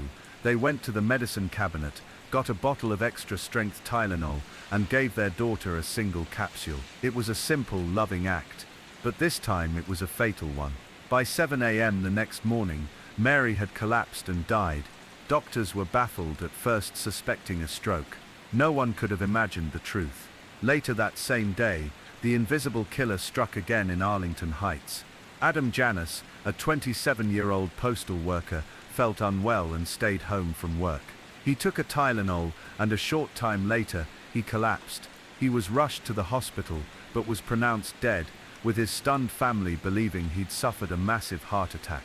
As grieving relatives gathered at his home, Adam's younger brother, 25-year-old Stanley, and Stanley's 19-year-old wife, Teresa, were both overcome with grief and headaches. Standing in the very house where their brother and brother-in-law had died hours before, they reached for the same bottle of Tylenol on the counter. What happened next turned a family tragedy into an unthinkable horror. Stanley collapsed, and then Teresa. Paramedics were called back to the same house they had just left. Stanley died that day. Teresa held on for 2 more before she also succumbed. 3 members of the same family, all dead after taking medicine from the same bottle. This cluster of deaths finally sounded the alarm. 2 off-duty firefighters, hearing the bizarre scanner traffic from the Janis house, realized the one common thread: Tylenol. One of them called a paramedic on the scene and said, "Look at the Tylenol. There's something wrong with the Tylenol." That warning set off a chain reaction. The Illinois Poison Control Center was alerted, and investigators started connecting the dots back to Mary Kellerman's sudden death that morning. They found the Tylenol bottle in her home. When the bottles from both the Kellerman and Janis households were tested, the results came back with a terrifying confirmation: the capsules had been packed with a massive dose of cyanide. Cyanide is a brutally fast and effective poison. It stops the body from using oxygen, causing a kind of chemical suffocation. The killer had chosen a weapon that was both silent and almost instantly fatal. But the killer wasn't done. The next day, the death toll climbed. Mary Reiner, a 27-year-old new mother, took a Tylenol and died, leaving behind her husband and newborn. In another town, Mary McFarland, a 31-year-old single mother, took a Tylenol for a headache at work and collapsed. The seventh and final victim was Paula Prince, a 35-year-old flight attendant. She'd just landed in Chicago and stopped at a Walgreens on her way home. Security footage would later show her buying a bottle of extra-strength Tylenol. Days later, her family found her dead in her apartment. On the counter was the open Tylenol bottle and its receipt. 7 people. Different ages, different neighborhoods, different lives. They had only one thing in common. They all reached for the most trusted pain reliever in America. By now, Chicago was gripped by panic. Police cars drove through the streets, blaring warnings over loudspeakers for people to throw away all Tylenol products. The fear was real, the killer was a ghost, the motive was a mystery, and the weapon could be in anyone's home. With Chicago in a state of fear, one of the biggest investigations in US history kicked into high gear, involving local police, state police, the FBI, and the FDA. The question was simple and terrifying: who did this, and how do we stop them? The first priority was getting the product off the shelves. Johnson & Johnson, Tylenol's parent company, faced a corporate nightmare. Their chairman, James Burke, made a decisive call that would later become a textbook case of crisis management. He ordered a nationwide recall of all Tylenol products, pulling 31 million bottles from stores at a cost of over $100 million. Burke was transparent in press conferences, putting public safety far ahead of profits, a move that likely saved lives and ultimately the brand. Investigators pieced together the killer's method. After checking lot numbers, they confirmed the tampering didn't happen at the factories. The poison had to have been added at the retail level. The killer's process was both daring and methodical: go into multiple stores, take bottles off the shelves, leave without being noticed, and then somewhere private, open the capsules, dump out the medicine, and refill them with cyanide. The final step was to go back to the stores and place the poisoned bottles back on the shelves for anyone to buy. This wasn't a crime of passion. It was calculated, patient, and took a terrifying amount of nerve. The killer knew how to create random chaos, and they chose a poison that was hard to trace. It was only because 3 members of the Janus family died together that investigators caught on so quickly. Physical evidence was almost non-existent. Fingerprints were a dead end, as countless people had handled the bottles. A security camera at the Walgreens, where Paula Prince bought her bottles, showed a bearded man in the background, but he was never identified, and that lead went cold. Then, about a week after the deaths, the case took a bizarre turn. An extortion letter arrived at Johnson & Johnson, claiming responsibility for the poisonings and demanding $1 million to make it stop. The letter was arrogant and taunting, and it gave the investigation its first real suspect. The manhunt led to a man named James William Lewis. Lewis was an accountant with a checkered past who had previously lived in Chicago. He'd once been charged with a grisly murder, but the case was dismissed on a technicality. After a nationwide search, Lewis was caught in New York. He admitted to writing the extortion letter, but claimed he was just an opportunist trying to cause trouble for his wife's former employer. From the beginning, he flatly denied having anything to do with the actual murders, but the circumstantial evidence against him was strong. When he was arrested, Lewis gave investigators incredibly detailed scenarios of how the killer might have operated. To police, it sounded less like helpful brainstorming and more like a proud criminal describing his work. But they could never find a single piece of physical evidence connecting Lewis to the poisonings. No fingerprints, no eyewitnesses. Without that, they couldn't charge him with murder. Lewis was ultimately convicted of extortion and served just over 12 years in prison. For decades, he remained the primary, and for many the only suspect. Yet the cloud of suspicion never left him. Lewis seemed to enjoy the attention, playing cat and mouse with journalists, denying his guilt while dropping hints that made him sound like he got away with it. Was he the Tylenol killer, or just a deeply disturbed man who inserted himself into a national tragedy? It's a question that would haunt the case for the next 40 years. The Tylenol murders sent a wave of fear across America, but they also led to profound and lasting change. The most immediate legacy is something we now see every day: tamper-evident packaging. Before 1982, bottles were simple screw tops. The crisis forced the industry, led by Johnson & Johnson, to revolutionize packaging with foil seals, plastic wraps, and glued boxes. The goal wasn't to make them tamper-proof, but tamper-evident, so a customer would know if something was wrong. The government also stepped in. In 1983, Congress passed the Tylenol bill, making it a federal felony to tamper with consumer products. Johnson & Johnson eventually reintroduced Tylenol, but not in capsules. They developed the solid caplet, a tablet shaped like a capsule that was much harder to tamper with. But while these changes made the world safer, they did little to bring peace to the families of the 7 victims. As years turned into decades, the investigation went cold. The lack of physical evidence from the start, combined with the limits of forensic science at the time, left a case built almost entirely on suspicion. The case was never officially closed. Periodically, investigators would revisit the evidence, even running advanced DNA tests in 2009, but nothing conclusive ever emerged. The investigation always seemed to circle back to James Lewis. Law enforcement remained convinced he was their man, interviewing him as recently as 2022. Then on July 9, 2023, the long twisted story of the Tylenol investigation came to a quiet, anticlimactic end. James Lewis, the prime suspect for over 4 decades, was found dead in his Massachusetts home at the age of 76. His death was not considered suspicious. With his death, any chance of a confession, a trial, or a final answer disappeared.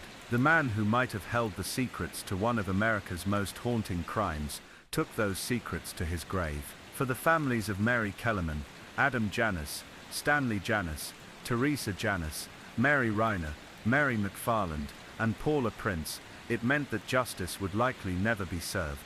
And so the Tylenol murders remained suspended in ambiguity, a shadow in the American psyche, leaving us with a flood of haunting questions. Was James Lewis the killer, or was he a disturbed but convenient scapegoat for a frustrated investigation? If not him, then who? Was it someone with a grudge against the company, an act of domestic terrorism, or something even more chilling, a completely random act of evil by someone who just wanted to watch the world panic? And perhaps the most unsettling question of all, could the real killer still be out there, having lived a quiet, anonymous life for over 40 years? The story of the Tylenol murders is a chilling reminder of how fragile our sense of safety really is. But I want to know what you think.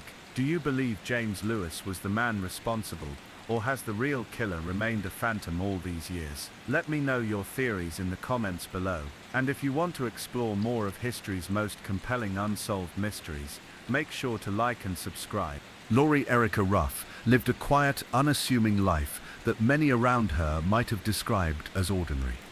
She was a devoted mother, a caring wife, a friendly neighbor, yet beneath this calm exterior lay a secret that would unravel only after her death, revealing a life built on mystery, erasure, and reinvention. Her story begins not with Laurie, but with a girl named Kimberly Maria McLean, born in Colorado in January 1984.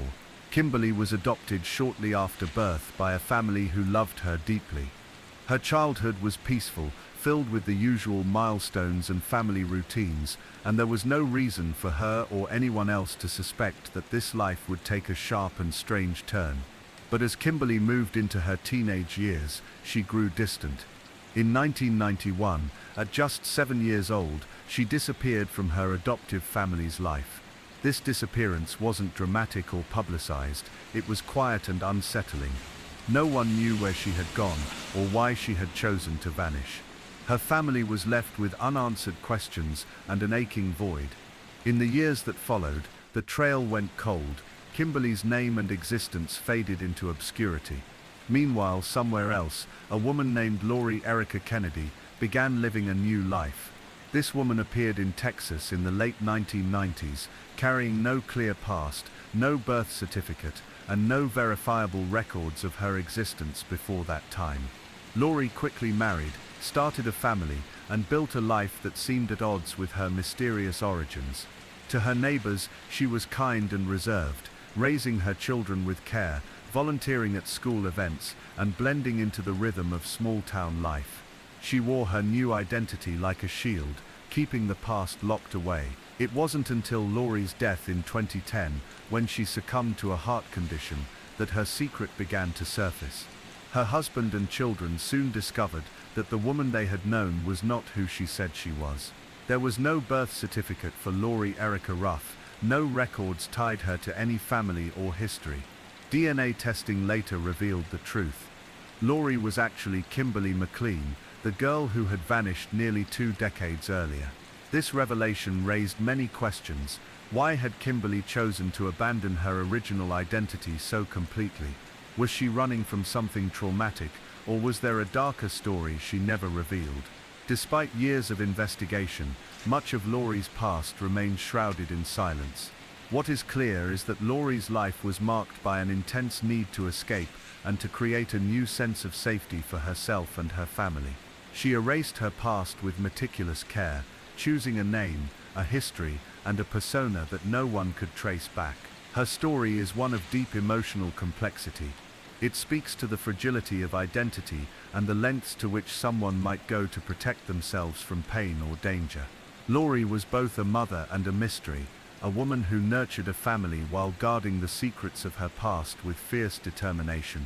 The mystery of Laurie Erica Ruff remains a haunting reminder of how sometimes the most ordinary lives conceal extraordinary stories, stories that challenge our ideas of truth, memory, and the self. After Laurie Erica Ruff's death in 2010, the unraveling of her true identity moved slowly but with growing intensity.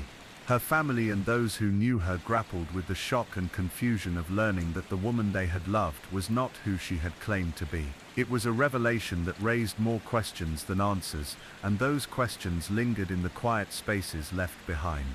The search for Laurie's true past began in earnest after authorities and her family discovered the absence of a birth certificate or any official record under her assumed name.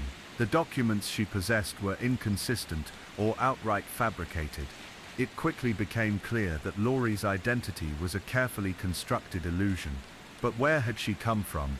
Who was she before she became Laurie Erica Ruff? What made this case particularly puzzling was the level of preparation and care Laurie had taken to create her new identity. She had obtained a social security number and a Texas driver's license, but even those came with suspicious origins. The social security number she used was found to be fabricated, a number that had never been issued officially. The birth certificate she claimed belonged to her was traced to a baby who had died soon after birth, a fact that no one seemed to have known when Laurie took that identity. This act of assuming the identity of a deceased infant is a chilling and calculated method, sometimes called ghosting, where someone uses the identity of a deceased person to avoid detection. But why would Laurie go to such lengths? What was she escaping?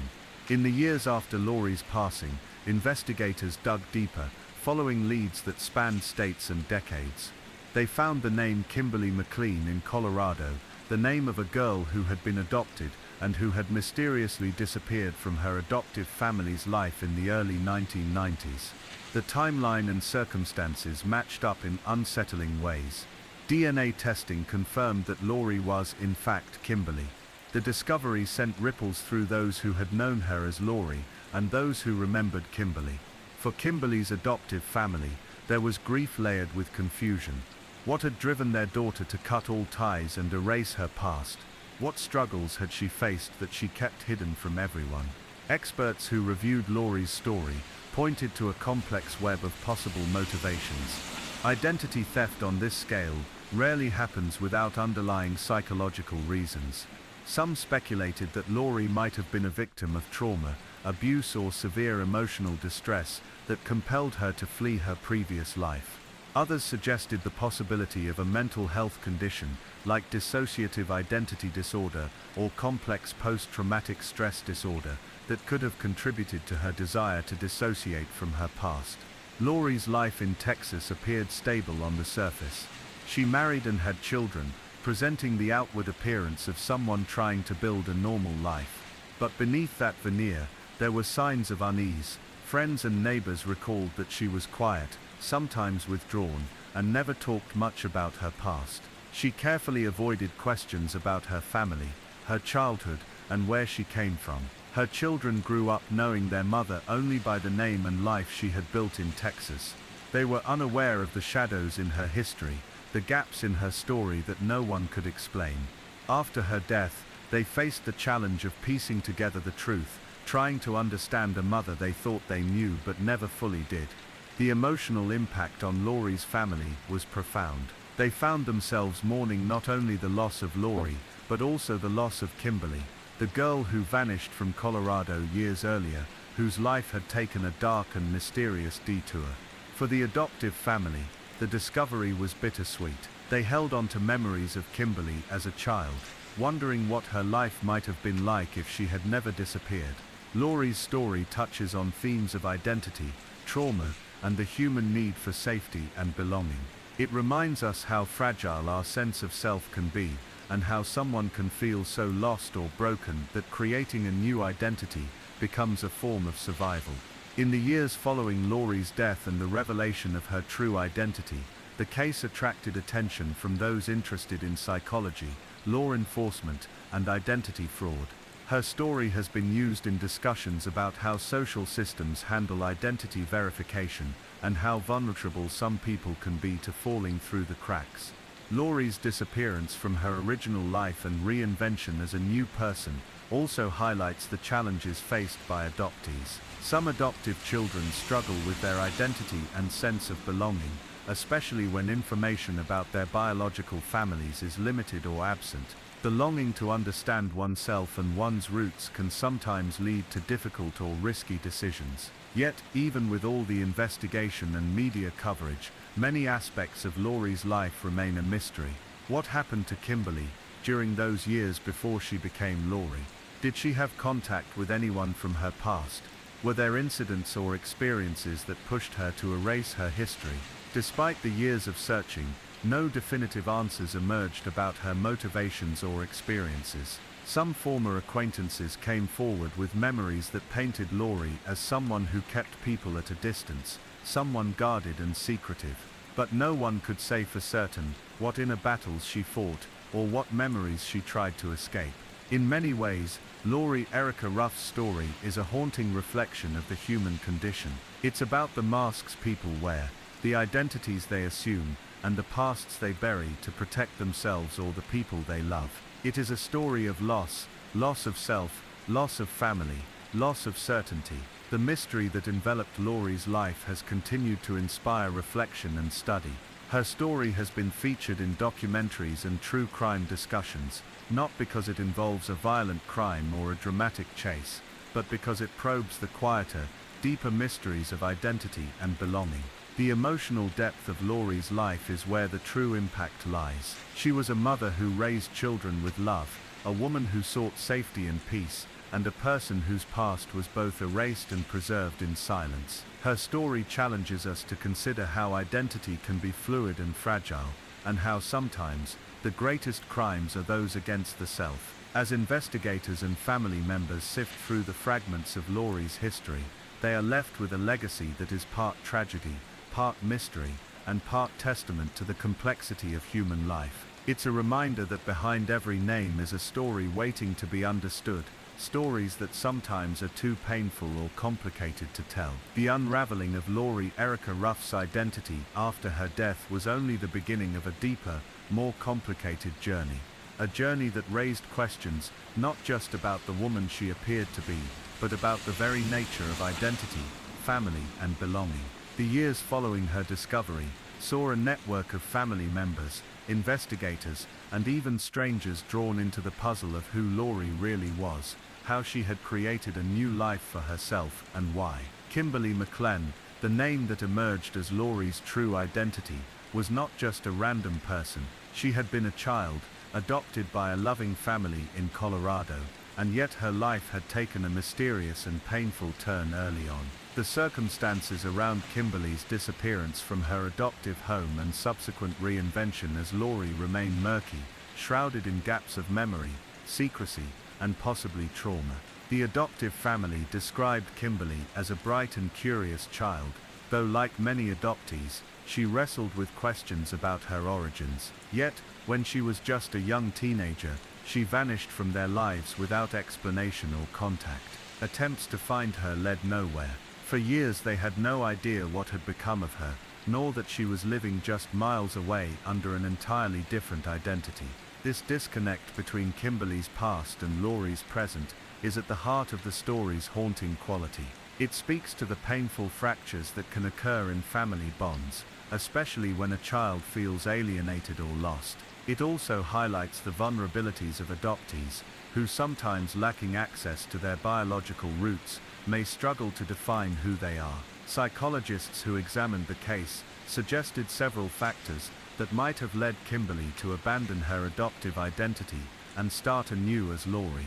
One possibility was that she experienced emotional or psychological trauma that made her feel unsafe in her previous life. Another was the complex identity issues that many adoptees face, including feelings of abandonment or confusion about belonging. Laurie's new identity was crafted with meticulous care. She had legally changed her name, secured false but convincing documents, and moved to Texas to build a quiet life away from her past. She married, had children, and tried to create stability. But even in this new life, there were signs of internal struggle. Laurie was described by neighbors as reserved and private, a woman who guarded her personal history carefully. One of the most poignant aspects of Laurie's story is the duality of her existence. The woman who was known and loved by her Texas community and family, and the unknown woman who had walked away from her previous life in Colorado. This split raises profound questions about identity and what it means to truly know someone. After Laurie's death, her family was faced with the bittersweet task of piecing together the life of a woman who had kept so many secrets. The emotional weight of discovering that their mother, wife, and friend had lived a life marked by deep mystery was immense. They grappled with feelings of love, loss, betrayal, and compassion all at once. Meanwhile, the adoptive family, still holding on to memories of Kimberly, found some closure in knowing what had become of her. Yet, this closure was incomplete. Many questions remained unanswered. Why had Kimberly left? What pain was she trying to escape? Did she ever find peace as Laurie? Laurie's story also serves as a stark reminder of how easily someone can fall through the cracks of the systems meant to protect and identify them. The fact that she was able to assume a false identity and live undetected for years points to gaps in record keeping and verification. It also underscores how the social and legal systems often fail those who are most vulnerable. In the years since Laurie's death, advances in technology, particularly in DNA testing and genealogical research, have brought new tools to such mysteries. In fact, the confirmation of Laurie's true identity was only possible through the efforts of dedicated genealogists and law enforcement officials, using DNA to connect the dots between her and her biological family. The rise of genetic genealogy has revolutionized the solving of cold cases and identity mysteries. Laurie's case became an example of how these new methods can illuminate even the darkest corners of personal history. But it also raised ethical questions about privacy, consent, and the limits of uncovering family secrets. One striking element of the Laurie Erica Ruff case is how it humanizes the often clinical discussions of identity theft and fraud. Unlike many stories that focus on victims of financial scams or violent crime, Laurie's story is centered on a woman who was perhaps both a victim and a survivor, navigating her own psychological and emotional labyrinth. Her choice to erase her past, while legally a crime, can also be seen as a desperate attempt to reclaim agency over her life, a quiet rebellion against a history she could no longer bear. It challenges us to see beyond the surface of criminal labels and to consider the pain and complexity behind such acts. Those who knew Laurie described her as a devoted mother, someone who worked hard to provide for her family and protect them from harm. Her children, who never knew of her past, are left with memories of a loving but reserved mother, a woman whose deepest struggles were hidden beneath layers of secrecy. The lingering questions about Laurie's life and disappearance of Kimberly remain a source of fascination and sorrow. Was she running from something terrifying, or running towards something hopeful? Was she trying to protect her family by hiding her past, or was she a lost soul searching for a place to belong? Her story is also a mirror to the larger societal issues of adoption, mental health, and the legal structures that define identity. Many adoptees face challenges in accessing information about their birth families, which can lead to identity crises. Mental health struggles are often hidden and misunderstood, complicating the ability to seek help. And the bureaucratic systems that govern identity documents can be manipulated by those desperate enough to escape. Laurie Erica Ruff's life story remains a haunting tale that resonates deeply with themes of loss, reinvention, and the human need for connection. It reminds us that identity is not always fixed or clear-cut, and that behind every name and document lies a human story, sometimes tangled in pain and mystery. Despite the closure offered by identifying her as Kimberly McLean, many parts of her story will forever remain a mystery. What memories did she bury? What dreams did she hold on to? And ultimately, how do we reconcile the woman she became with the girl she once was? Her story invites us to reflect on the nature of identity itself, not just as a legal or social construct, but as an evolving, fragile, and deeply personal journey. As the years passed since Laurie Erica Ruff's true identity was revealed, her story continued to captivate the public and those who study the complexities of human identity. It became a story not just about one woman's secret past, but about the broader human experience, the ways in which we construct ourselves, cope with trauma, and seek belonging. One of the more poignant aspects of Laurie's story lies in the people left behind, the family she had created, and the family she had left. Her children grew up with the knowledge that their mother had lived a hidden life, a life that no one could fully understand. They were confronted with the reality that the woman who raised them was also someone who had disappeared from one life and reappeared in another, leaving an invisible trail. For Laurie's adoptive family, learning that Kimberly had lived as Laurie was a bittersweet revelation. While it answered many questions about the girl they once knew, it also opened old wounds. They were left to wonder what might have driven her to leave, and whether there had been chances for healing that never came. The case also inspired renewed discussions in the adoption community. The difficulties faced by adoptees in tracing their origins, the emotional toll of secrecy, and the potential risks when support systems fail, all came into sharper focus. Laurie's story became a symbol of the often invisible struggles that many adoptees face quietly and alone. From a psychological perspective, Laurie's reinvention can be seen as a form of survival. For reasons that might never be fully known, she created a new identity to escape something painful, perhaps trauma, abuse, or an unbearable sense of alienation. The act of changing her name, moving away, and starting a new life, was both an escape and a fragile attempt to build something safer. Yet the story also underscores how fragile such constructions can be. Laurie's life was lived under constant threat of discovery, anxiety about the past, and the isolation that comes from living a secret. Even those closest to her did not know the full story, and this isolation was a heavy burden.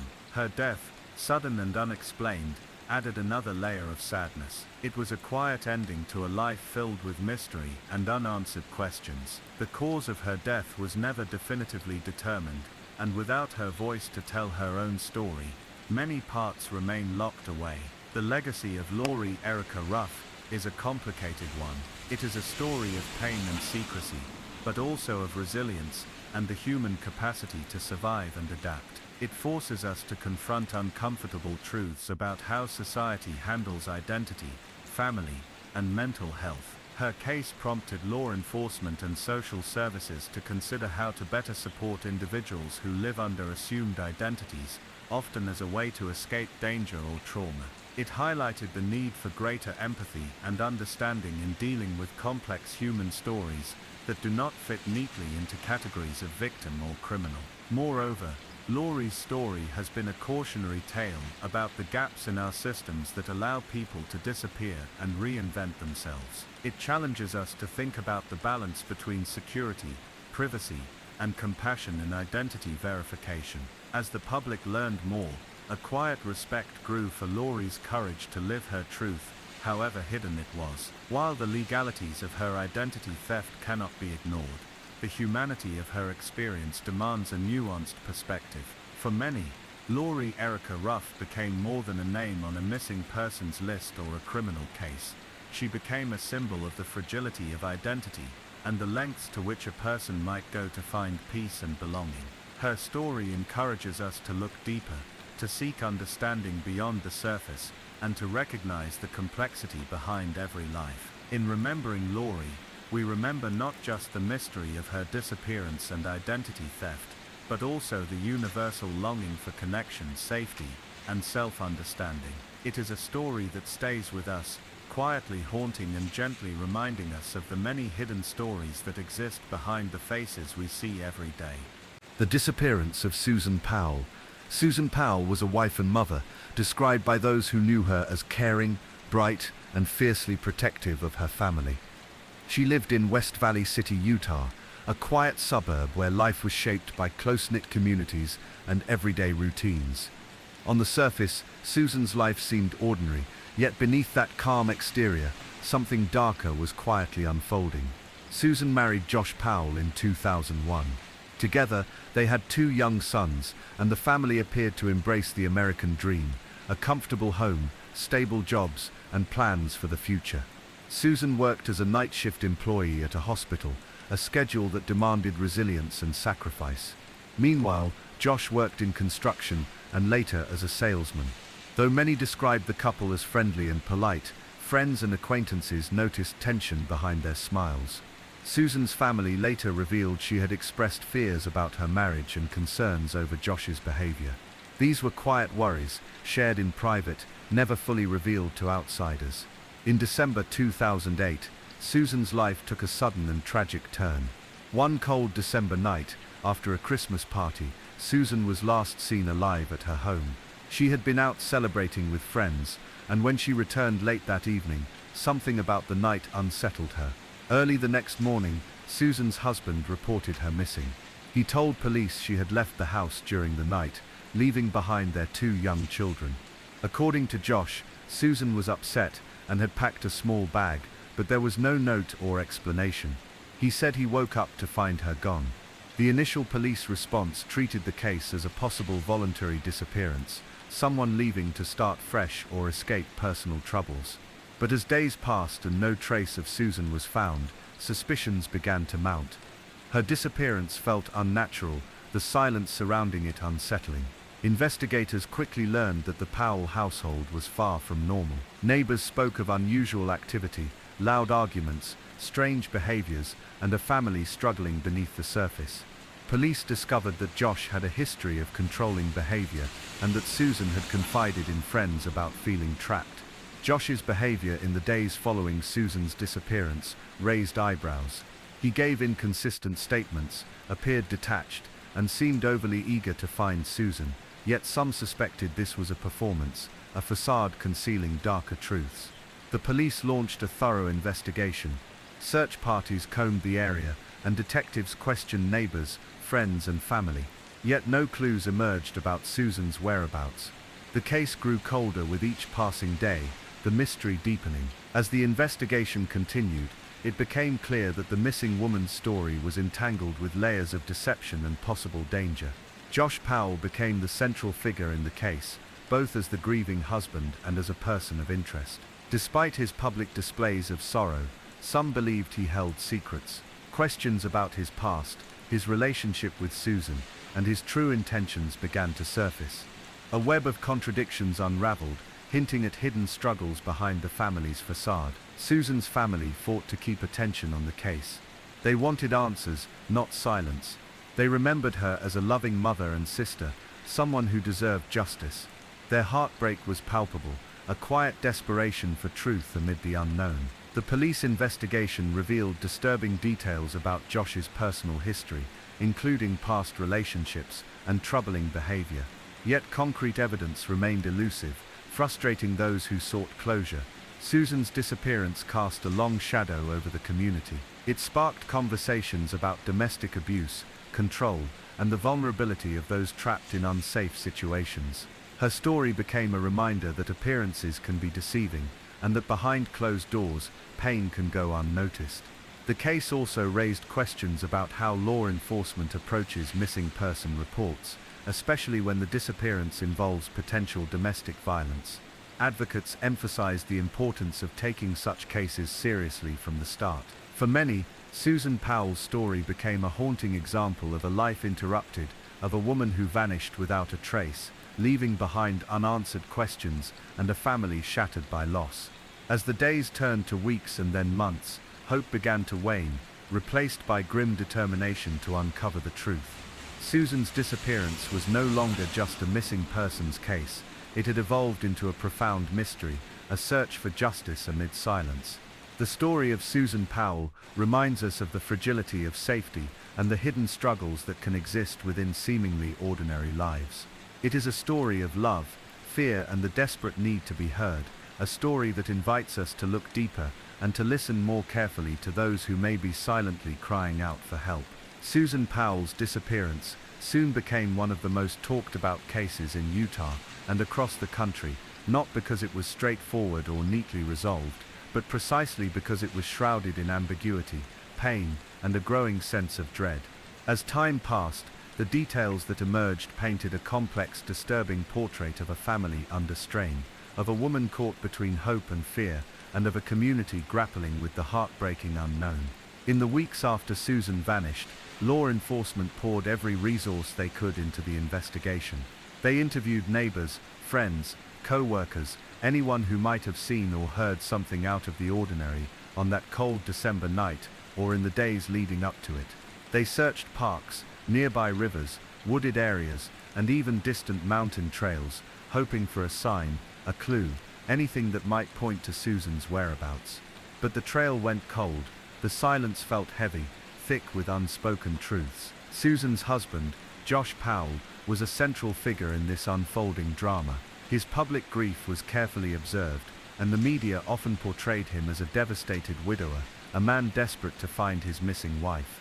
But privately, suspicions began to simmer. Investigators noticed inconsistencies in his statements, contradictory accounts of the night Susan disappeared, and an uneasy calm that some found unsettling. His actions did not always align with the image of a loving husband searching tirelessly for his wife. One of the early points of concern was the couple's marriage itself. Family members and friends revealed that Susan had expressed fears and unhappiness in her relationship. She had confided in some that Josh could be controlling, that his temper could flare, and that she sometimes felt isolated. These were quiet conversations, never meant to be public, but after Susan vanished, they took on a new ominous significance. Further complicating the case was the fact that Susan had 2 young children with Josh, boys who were left behind, confused and vulnerable. The family home, once a place of laughter and daily life, now became a scene of unanswered questions and chilling silences. Investigators took care to ensure the children's safety and well-being, recognizing that the emotional toll on them would be profound and lasting. As police continued their search and interviews, more unsettling details about Josh's past began to surface. Former partners spoke of controlling behaviors and troubling episodes. Neighbors recalled arguments and signs of tension. The image of Josh as a grieving husband began to fracture, replaced by suspicion and doubt. One particular incident raised eyebrows. Just a few months before Susan disappeared, Josh had been arrested on suspicion of child abuse, stemming from concerns about the boy's welfare. Although charges were eventually dropped, the incident added another layer of complexity and unease to the investigation. The media coverage of the case added its own dimension. Headlines and news reports speculated, sometimes veering into sensationalism, but the facts remained elusive. Susan's story became a puzzle, with missing pieces, a haunting reminder that not every disappearance is simple or easily explained. Susan's family became vocal advocates for her, determined to keep her memory alive and to press for answers. They spoke out about the possibility of domestic abuse, about how victims sometimes vanish without a trace, caught in a system that struggles to protect them. Their voices were a call to action, a plea for awareness and change. The community rallied as well. Vigils were held, flyers distributed, and support groups mobilized to raise awareness about domestic violence and missing persons. Susan's story became more than a single case. It became a symbol of the struggles many face behind closed doors, unseen and unheard. As the investigation wore on, law enforcement officers explored every lead. They searched Josh's property extensively, looking for evidence or clues that might shed light on what happened to Susan. In late 2009, they unearthed disturbing findings at the family home that intensified the scrutiny on Josh. Then in 2012, the case took a tragic and terrifying turn. Josh Powell killed himself and their 2 sons in a house explosion, a devastating act that shocked the nation and extinguished any hope of new testimony or answers from him. The loss of Josh and the children left Susan's family and the wider community grappling with even more questions. What had truly happened to Susan? Had Josh been responsible for her disappearance? Was justice possible after such a final and violent act? In the years since, Susan's case has remained officially unsolved. Despite extensive investigations, no definitive evidence has emerged to explain her fate fully. The absence of closure has been a heavy burden for those who loved her, an enduring mystery that haunts every corner of the story. Yet the legacy of Susan Powell's disappearance has not been in vain. It has inspired deeper conversations about domestic violence, about the importance of listening to those who are vulnerable, and about the need for systems that protect and empower victims. Her story reminds us that behind every missing person is a network of love, loss, and unanswered questions. It is a sobering reminder of the fragility of safety, the dangers hidden in everyday life, and the resilience of those left behind to seek truth in the shadows. The community continues to remember Susan, to hold space for her story, and to honor the memory of a woman whose life was cut tragically short, whose disappearance remains a mystery, and whose family still waits for answers that may never come. The story of Susan Powell's disappearance grew increasingly complex as the years went on, with new developments layering grief upon grief for her family and the community. The hope that had sustained them in the early days began to fray, replaced by a haunting uncertainty that neither time nor tragedy could erase. The investigation delved deeper into the shadows surrounding Susan's life and the actions of her husband, Josh Powell. One of the most wrenching aspects of this case was the strain it placed on Susan's parents, Chuck and Sandy Cox. Their grief was palpable and raw. They had raised a daughter full of warmth and light, and now they faced the agonizing void left by her absence. Their determination to find answers fueled their public advocacy, pushing authorities to keep Susan's story alive even as the trail went cold. Every unanswered question was a fresh wound, but they persevered, seeking justice not just for Susan, but for all those lost to similar tragedies. In their efforts, the Cox family confronted more than just the mystery of Susan's disappearance. They confronted a system that seemed ill-equipped to protect victims of domestic abuse and those caught in its aftermath. They spoke out about the warning signs that had been missed or ignored, the quiet pleas for help, the subtle signs of control and fear.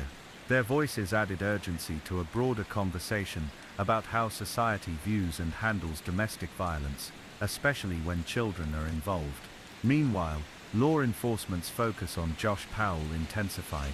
The inconsistencies in his story, the contradictions in his accounts of that December night, and his disturbing behavior, all painted a picture of a man who may have been hiding far more than anyone initially suspected. Investigators scrutinized his every move, searching for evidence that could connect him to Susan's disappearance. As searches continued around the Powell home and surrounding areas, authorities uncovered unsettling items and information. There were reports of attempts by Josh to remove or alter potential evidence. He had also reportedly made statements to acquaintances that seemed to hint at knowledge of Susan's fate, though he always denied involvement. Despite mounting suspicion, concrete proof remained elusive. The absence of Susan's body, any direct evidence of a crime, or a confession left the case suspended in a limbo of doubt. Police and prosecutors struggled with how to proceed, weighed down by the lack of physical evidence and the emotional weight of the situation. Josh Powell's demeanor during this time added another layer of complexity. To some, he appeared detached, unemotional even, while others perceived him as deeply grieving and distraught. His public appearances and statements were often measured and controlled, yet there were moments that seemed to betray a darker undercurrent, a hint of guilt, or a carefully concealed secret. Then in a chilling turn of events in 2012, The world witnessed the final tragic chapter in this story. Josh Powell took the lives of his 2 young sons in a fire that destroyed their home and ended his own life. This devastating act extinguished the possibility of further testimony or clarification from him. The explosion sent shockwaves through Susan's family, the community, and anyone who had followed the case. It was a final violent act that deepened the tragedy and closed a door on potential answers. For the Cox family, it was an unfathomable loss layered atop an already unbearable grief. In the aftermath, questions remained. Why had Josh Powell done what he did? Was this a desperate attempt to control the narrative, to exact revenge, or to escape accountability? Did he take his sons with him out of twisted love, fear, or something darker? These questions would linger indefinitely, unanswered but heavy with implication. The legal aftermath was as tangled as the emotional one. With Josh's death, criminal charges against him were no longer possible, and the case against him as a suspect effectively ended. The focus shifted to civil matters, custody battles, and the care of the surviving family members. The courts had to navigate the delicate balance between justice and compassion in the wake of such devastation. Susan's disappearance, and the events that followed, left a profound imprint on those who knew her, those who cared about the case, and the broader public. It served as a stark reminder of how domestic violence can ripple outward, affecting not just individuals but entire families and communities. The case also highlighted systemic gaps in how law enforcement handles missing persons, how the justice system addresses domestic abuse allegations, and how society supports those at risk. Susan's story became a catalyst for reflection and change, inspiring conversations about prevention, intervention, and support. Despite the tragedy and the unanswered questions, Susan Powell's memory endures. She is remembered not just as a missing person or a victim, but as a daughter, a mother, a woman whose life was full of dreams and struggles, hopes and fears. Her story is a testament to the fragility of safety and the enduring human desire for truth and justice. In the quiet moments, when the noise of headlines fades and the world slows down, Susan's story invites reflection, not only on what was lost, but on what can be learned. It reminds us to listen more closely to those in pain, to recognize the signs of hidden suffering, and to stand with those who are vulnerable. The legacy of Susan Powell is a complex one, woven from grief, mystery, and the quest for understanding. It is a reminder that sometimes, the most profound stories are those that resist easy answers, that dwell in the spaces between certainty and doubt. Her family continues to honor her memory, advocating for awareness and change, holding space for others who face similar struggles. And in that ongoing effort, Susan's story lives on, not just as a tragedy, but as a call to empathy, vigilance, and hope. The final chapter of Susan Powell's story is marked by sorrow and a haunting silence that fills the spaces left behind by her absence. The tragic ending of Josh Powell's life, alongside the loss of their 2 young sons, cast a long shadow over all who had followed the case. For Susan's family and friends, it was a devastating conclusion that brought no closure, only deeper wounds. In the years after Josh's death, those closest to Susan worked to preserve her memory and to seek answers in whatever form they could find. The Cox family, in particular, became vocal advocates for missing persons and domestic violence victims, using their painful experience to shine a light on the difficulties faced by those caught in abusive relationships and the systemic failures that sometimes allow tragedies to unfold unnoticed. The investigation into Susan's disappearance officially remained open, though with no new leads or evidence, progress was difficult. Authorities continued to piece together what they could from existing information, but without Susan's remains or concrete proof of a crime, the case exists in a liminal space between unresolved mystery and assumed tragedy. Public interest in the story remained steady over time, driven in part by documentaries, podcasts, and media coverage that explored the nuances and complexities of Susan's life and disappearance. These retellings often emphasize the human side of the story, the hopes and fears Susan held, the relationships she nurtured, and the challenges she faced within her marriage and family. Experts and commentators have also reflected on the Powell case, as an example of the dangers inherent in domestic abuse situations, especially when children are involved. The case illustrates how abusers can manipulate not only their victims, but also systems designed to protect families, and how critical it is to recognize the warning signs before tragedy strikes. One element that has fascinated many is the duality of Josh Powell's character, the outwardly caring father and husband contrasted with the darker possibilities suggested by his behavior and ultimate actions. This duality has led to discussions about the masks abusers wear, and the challenges of uncovering truth in complex private relationships. Psychologists and criminologists studying the case note that cases like Susan's often reveal gaps in support for victims who may be isolated, controlled, or afraid to seek help. The story calls attention to the need for improved resources, better communication between agencies, and greater awareness of the signs of domestic violence. For Susan's parents, the path forward has been one of resilience amid grief. Their efforts to keep her story alive, through outreach and advocacy, honor her life beyond the tragedy. They have worked tirelessly to prevent others from enduring similar fates, and to push for changes that might make a difference. Though the mystery of what truly happened to Susan Powell may never be fully solved, her story continues to resonate.